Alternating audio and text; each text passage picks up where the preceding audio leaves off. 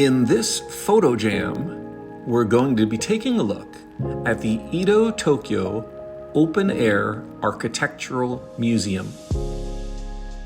The Japan.travel website has this to say about the museum. Only about 30 minutes from central Tokyo, the Edo-Tokyo Open-Air Architectural Museum is a showcase of moved, preserved, and reconstructed buildings from the 17th to the 20th centuries. Offering a fascinating insight into Tokyo's past, buildings on display include tea houses and bathhouses to private residential homes of famous people.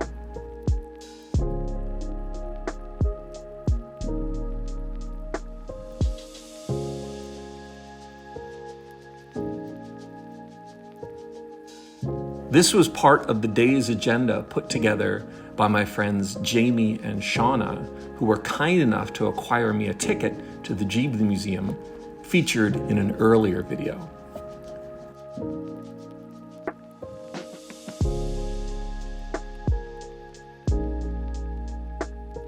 I gotta be honest with you, I had no idea what to expect, and honestly, never would have selected this as a destination. I can say with absolute certainty that I'm so glad to have visited this place. I went in totally unprepared and unaware. For those of you who have seen some of my other videos, you know I am a huge fan of architecture, especially Japanese. This museum delivered on multiple fronts.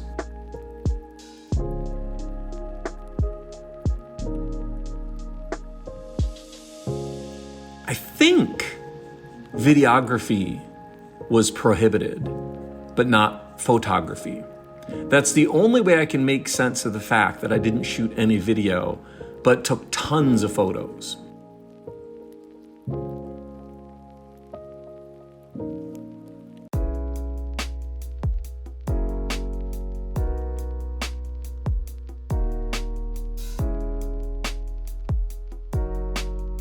Most of the buildings exhibited are from the Meiji period, which is 1868 to 1912, or more recent times, and include, among others, a politician's elegant form of residence, a farmhouse, a public bathhouse, various shops, and a police box.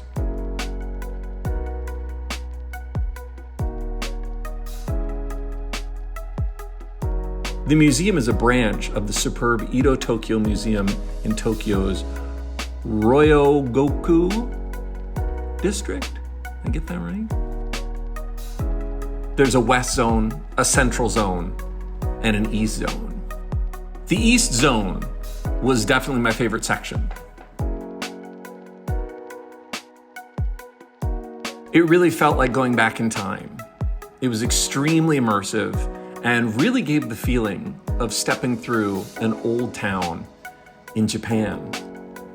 Stores filled with decades-old wares, a tavern, an inn, a bathhouse, and a number of small manufacturing buildings with storefronts.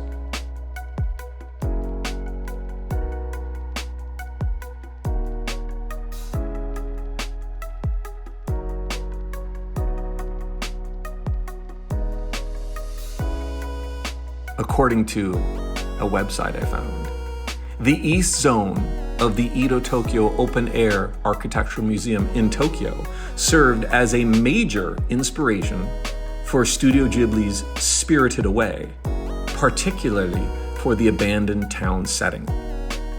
This area's collection of historic buildings from the late 19th and early 20th centuries, including a public bathhouse, stores, and a tram, helped create the atmosphere of the movie, which is a direct result of Studio Ghibli's director, Hayao Miyazaki, being a regular visitor. Key inspirations for Spirited Away include the townscape. The East Zone's Shitamachi, or downtown area, was the model for the town that the protagonist, Chihiro, and her parents wander into.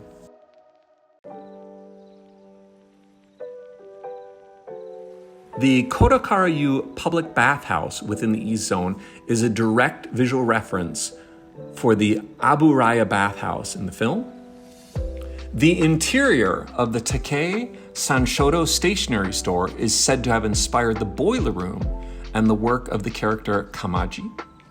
The old tram on display in the museum closely resembles the train that Chihiro rides to visit Zeniba.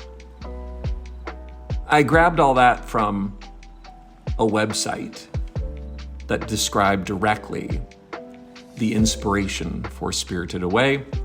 I'll post a link to it in the description section. This was a really fun exhibit. This was really fun.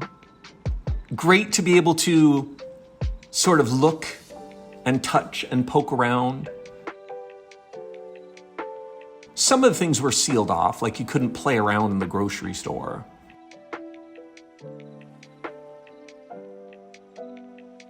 Overall, it was really great. Really awesome interactive experience where we not only got to experience some of Japanese history, but Japanese history from an architectural perspective. Best of all, as we were leaving, they wanted to get a group photo of us because, you know, Americans visiting Japan and seeing cool stuff.